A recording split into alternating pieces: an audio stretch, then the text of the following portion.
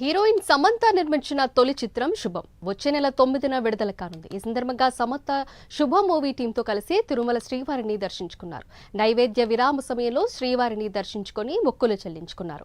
ఆలయ అధికారులు స్వాగతం పలికి దర్శనం ఏర్పాట్లు చేశారు.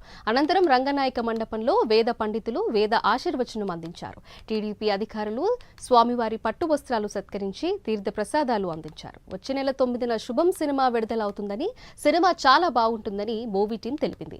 2 గంటల పాటు పూర్తి వినోదభరితంగా చిత్రం ఉంటుందని చెప్పారు.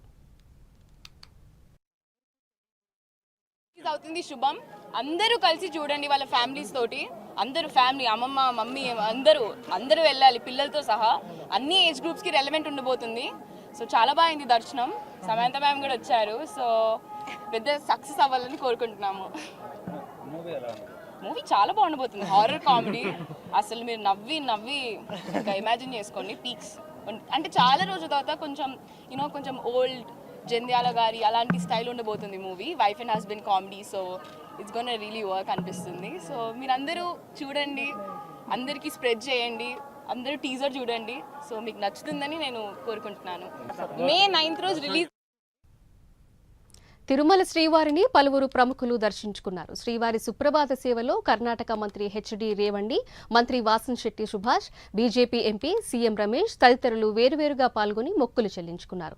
దర్శనం అనంతరం రంగనాయక మండపంలో వేద పండితుల ఆశీర్వచనం అందించారు.